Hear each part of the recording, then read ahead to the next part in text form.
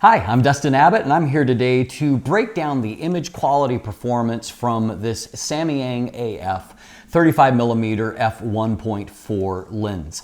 Now, in my first look episode, we take a look at the build and the design of this lens, and it really is. It's a great looking lens, got a lot of great things going for it. It doesn't have an optical stabilizer, but not such a big deal when you have the in-body image stabilization, and it also is not weather sealed. But I do think that Samyang is starting moving towards including weather sealing in their design. Their most recent 85mm f1.4 for Canon did have weather sealing, and so I'm glad to see some continuing progress towards that. But what is here is a beautifully built lens that handles really quite well, and of course at a very, very competitive price point that is, somewhere very close to, in a lot of markets, about a third of the price of the Sony Zeiss equivalent.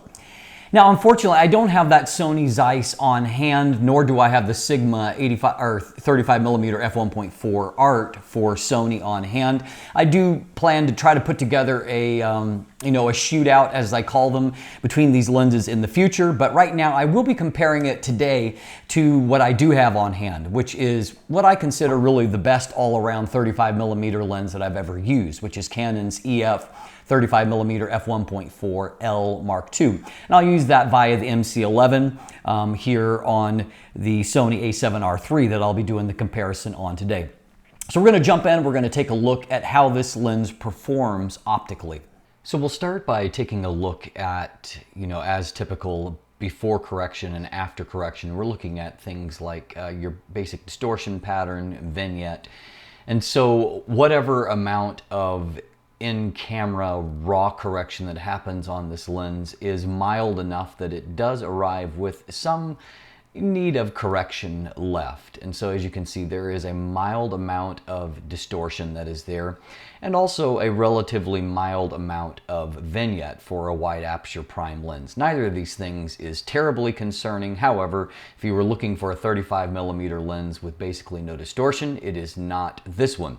The Zeiss Loxia 35mm f2 has lower barrel distortion, for example.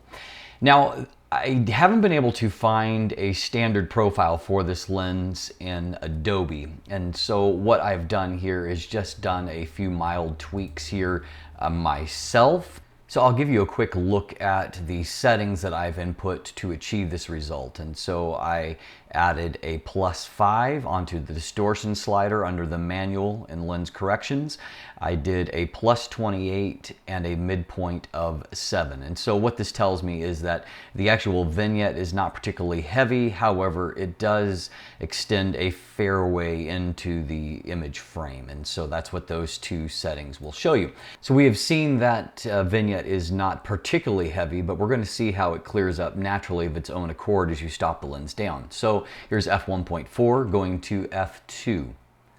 At f2, you can see there is a fairly significant amount of vignette lift to where I would say it would be negligible for any kind of real intent and purpose. Moving on to f2.8, you saw a mild lift that moved more in towards the center of the frame.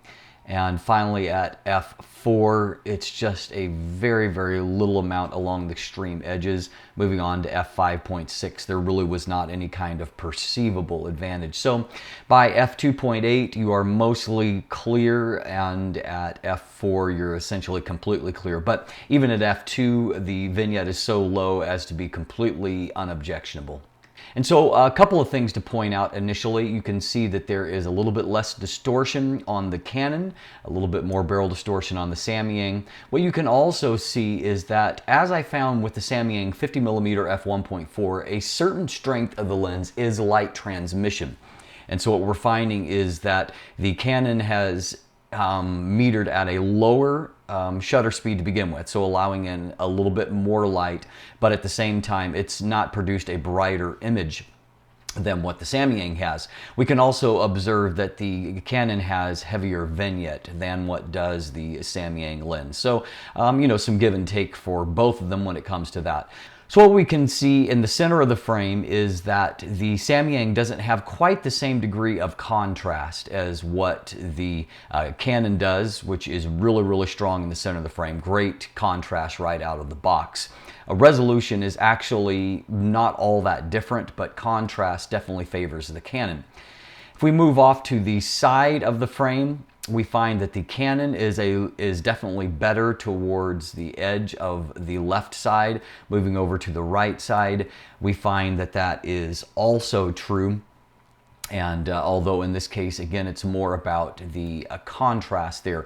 So we're going to look at a minor issue with the Samyang here in just a moment. But first, we'll give you a look at some smaller aperture values. So moving down to f2, we can see that there's been a significant vignette lift for the Canon lens. And so we'll take a look here, comparing them in the middle. You can see that contrast has improved on the Samyang lens, but it's improved probably even more on the Canon. And so the Canon is still definitely the sharper performer in the center of the frame at f2.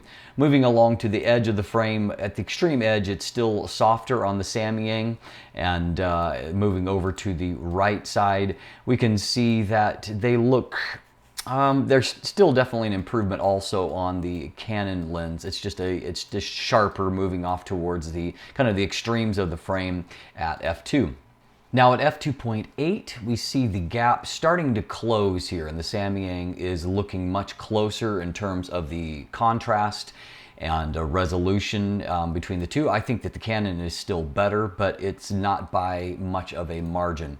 Left side of the frame, we can see that the Samyang is still a little bit soft, and again, I'll come back to that, whereas the Canon looks better. Here on the right side, we see that now the right side of the frame looks fairly similar between the two. I do slightly favor the Canon's result, but at f2.8, there's not a significant difference between the two of them.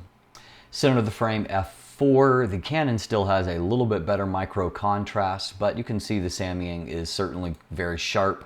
The center of the frame now. Left side is still not completely sharp on the Samyang, although there's not a huge difference, frankly, between the Canon and the Samyang at this point now. Over on the right side of the frame, once again, they are more similar than different, and so now both lenses really giving a very, very sharp performance across the frame, with that little mild exception, that one spot on the Samyang. So if we stop all the way down to f16, we can see the diffraction affected results as you really stop a lens down. I do want to point out that once again, we're still looking at this difference in shutter speed, about 1/3 of a stop. And you can see that the Canon requires more shutter speed, but does not deliver a brighter image compared to the Samyang. So Samyang definitely delivers a really nice light transmission. In terms of resolution and contrast, I mean, both of them have taken a little bit of a hit from diffraction, and they look pretty much the same. Their color temperature is a little bit different, and Samyang often produces slightly warm looking results, which continues to be the case here. And both at the sides, they look basically the same here as well. And so that gives you a look at diffraction. Okay, in this example, I have focused on the center of the frame, kind of a typical focus on the left side. On the right side, I have focused on that left side that we saw lagged a little bit. And so what we can see is that definitely when you focus in the center, you're getting a sharper center result. Now, let's see what happens if we look over at that left side. What we can see is that the left side does look softer compared to when it's focused on that side. And so definitely there's more sharpness and texture on the left side of the frame. If we jump over to the right side, what we find is that it is a little bit sharper when it's focused in the center on the right side.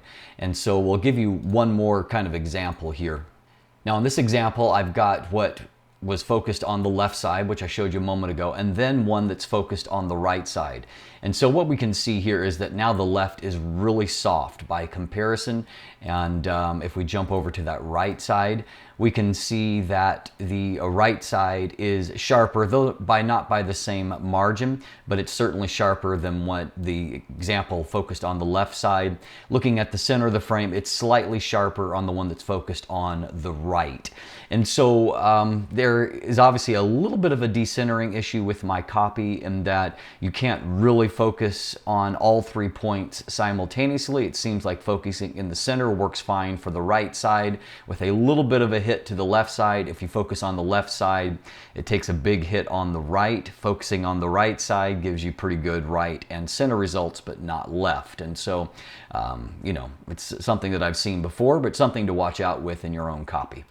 Now, we noted that the Samyang had a little bit less wide open contrast when compared to the Canon lens, and here is the reason for that. You'll see that there is a little bit of what is a longitudinal chromatic aberration. In other words, a chromatic aberration when you look past your plane of focus, and in the out of focus areas, all the colors don't focus exactly the same. And so in this case, there's a better correction on the Canon where you can see very little of that green fringing, whereas there is a little bit of it on the Samyang. And so a byproduct of that, of course, is that if you looked here at our subject, while there's not a huge difference, you can see that there's definitely some better contrast and thus better, and you can see just a little bit of haze on some of those sharp edges on the Samyang, whereas it's very, very crisp on the Canon 35L2. And that is because of the difference in their control of those longitudinal chromatic aberrations. At the same time, however, there is a huge advantage for the Samyang 35mm compared to the Samyang 50mm AF lenses. And so one of the things I really did ding the 50mm on was the fact that because it had such strong chromatic aberrations, longitudinal chromatic aberrations, you can see the byproduct of that. It really is quite soft, wide open. You can see that there's definitely way better contrast on the 35mm and much lower examples of that chromatic aberration. In this case, it's really just a little bit of green fringing. It's not really all that strongly pronounced, whereas on the 50mm, it was definitely much more destructive and a much more of a hazy type result compared to the 35mm. So definitely a step in the right direction. The byproduct of this improved contrast, which, you know, while it's not as good as the fantastic Canon lens, the Canon lens also cost, you know, nearly 3 times as much. And so, you know, going out into the real world at this price point, this is actually doing quite a good job of delivering, you know, usable contrast. This is at F1.4 in a, you know, a real world high contrast situation. And as you can see, it's produced both a beautiful and credible result here at F1.4. And so, no, it's not as fantastically sharp and, you know, amazing micro contrast as the Canon lens, but at the same time, it's really quite good and delivering a very usable result there. We'll take a closer look at kind of another real world comparison here. So here's my chessboard set up. And so I've got the Canon on the right, Samyang on the left. And so this is wide open F1.4, as you can see. And so what we can see is that micro contrast is better on the Canon lens. You can just see a little bit crisper detail. And, you know, if you look towards out of focus areas in this transition, there's just you can tell that chromatic aberrations are a little better controlled because there's a better transition to where it's very crisp, there's no bleeding. There's a tiny bit of bleeding on the Samyang, but again, if you didn't have these lenses side by side like this, it might be kind of hard to visually see this. I mean, for practical real world use, they're not hugely different. You can see a very, very mild amount more of some of that, you know, longitudinal chromatic aberration on the Samyang versus the Canon, but at the same time, I mean, there is not a huge amount of difference between those lenses. You can see that the Canon is a little bit more neutral in its color and that the Samyang is a little bit warmer. Here's a landscape shot that is at f5.6, and so as you can see, it does produce really beautiful results. In this case, because I wanted the left side emphasized, I have focus on the siding, and so you can see it's produced very stunning amounts of detail here, you know, on a Sony A7R Mark III. And yes, I have applied a mild profile to this just to kind of affect the global look, but a lot of this mood here was there out of camera, just based on the conditions in which I was shooting in. And so you can see it definitely works in producing a beautiful kind of landscape result. And part of what I love 35mm lenses for is they do so many things quite well. So here we have a portrait shot that I have done some mild editing to. This is at f2. And so, what you can see is that this lens is capable of producing really nice detailed portrait type images when it is focused correctly. And I'll come back to that more in my final verdict on this lens, talk to you a little bit about that. But, when you've got focus nailed, it produces a really nice looking kind of portrait result. And so 35mm lenses are great for environmental type portraits. You can also use them for, more formal type portraits because the distortion is not too bad on them. And so they don't distort features too bad. And so you can see here, this is a single fixed light for the lighting. You can see lots of nice skin tones and textures. And so, a pretty nice result for portrait as well. I believe this is f4 that I've shot this at. Now this is wide open. Once again, I've applied a one-click profile that I've developed here, just for a certain kind of look. But as you can see, even at f1.4, there's lots of great detail in this image, and so you can always add in some of that contrast through through the way that you edit. And so, I mean, there's nothing to complain about as far as the sharpness of the lens here. And of course, the defocused area is really quite nice from this lens. Now this gives you a look at what you're able to accomplish in terms of the minimum focus distance of the lens. And so it is a 0.17 times, which isn't quite as good as either the Sony Zeiss 35mm f1.4 or the Sigma Art 35mm f1.4, but it's not far behind them either. And so you can see that detail at minimum focus isn't mind-blowingly sharp. It's not a macro lens, but of course this is wide open as well. And so, I mean, if you used a smaller aperture, you could introduce more sharpness into that and more contrast, but you can get close enough to provide really interesting images with this lens. Now, though this is a large maximum aperture 35mm lens, I did not find that it has an incredible problem with flare. As you can see, sun is right here, very bright on a winter day, where whites are reflecting everything. And so, there's a bit of haze you can see here in this area, a little bit of loss of contrast, and you can see there are some ghosting artifacts down here, but they're not strongly pronounced. And as I look at the image at whole, it's not particularly destructive. And so you could certainly use this for backlit portrait situations without having any kind of major issue there. Stopping down, this is to f13. I wanted to see if I could really exaggerate those ghosting artifacts.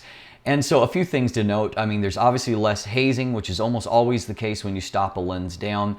And there are a few, little kind of ghosting patterns along in here, but at the same time, they haven't become incredibly destructive here either. And so this is I would say a medium performance when it comes to flare, but I've certainly seen a lot worse with wide aperture prime lenses. So let's take a look at the bokeh quality a little bit closer from the Samyang, because this is an area I do believe of strength. Now, once again, we're comparing to the Canon, which the Canon I think is actually really nice in this regard as well. So what we're seeing is that you're able to produce, a very nice looking defocused area. And frankly, there's not a huge difference between what I see from the Samyang and what I see from the Canon when we go to this kind of defocus. They both have a little bit of internal activity. The Samyang, I think, is just slightly more pronounced than the Canon, but it's by a very, very small margin. I mean, there's a little bit different signature that's there, a little more maybe concentric looking on the Samyang, but certainly not enough to be kind of the onion bokeh quality that some people fear. For the most part, what we're seeing is nice, soft shapes there. And so pretty good when it comes to that.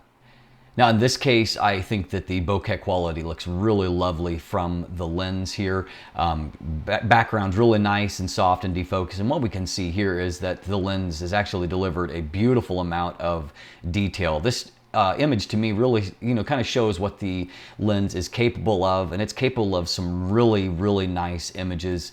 And so if you're on a budget and you want a wide aperture 35mm f1.4, that ought to be pretty encouraging right there.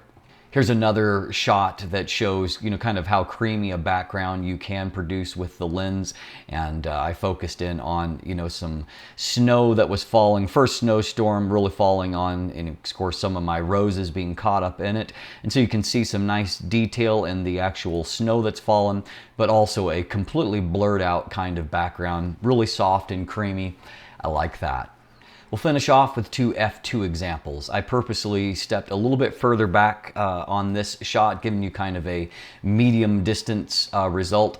So what you can see is that, stop down to f2, we've got a great amount of contrast on the image there. Looks really, really great, our subject. So nice kind of three-dimensional pop. And then looking at this background, you've got lots of these bare branches that can become ugly in this kind of transition zone. I really think that the lens has done quite well. There's a little bit of maybe nervousness in this zone right here, but it doesn't really catch my eye looking at the image at large. I think that it's really quite good. And one final one, in this case, I've more wanted to look at the bokeh with, something recognizable out of focus. And so in this case, what we can see is that obviously you've got a nice kind of three-dimensional look at these branches that are laden with snow, and so they look good, contrast on them looks good, but then also you've got the recognizable building behind. And again, this is part of why I love a wide aperture 35mm lens. There's just so many cool things that you can do with it. And so as you can see, Samyang has definitely put together, I think, a much more comprehensive lens optically compared to the 50mm f1.4 that I reviewed earlier in the year. Now, I did praise some strengths with that 50mm. I felt like it had a very nice bokeh rendering, good light transmission, had some things going for it. It also had, unfortunately, high levels of chromatic aberration, and as a byproduct of that, it really was fairly soft and low contrast, wide open. This lens is a much more balanced package. It's not perfectly corrected. There still is a little bit more chromatic aberration, longitudinal chromatic aberration than what the Canon has, but the trade-off for that is this has it has good contrast.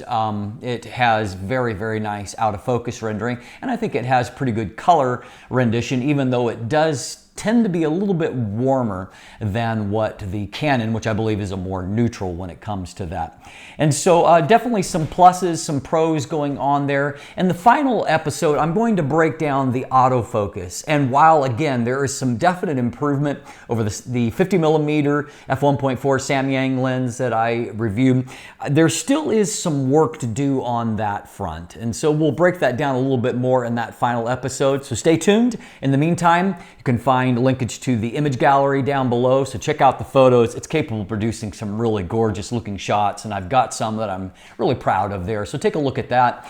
And then also, of course, there are buying links. Right now the price on this lens is great, and so if you'd like to purchase one for yourself and save a lot of money compared to the Sony Zeiss lens, you certainly can do that.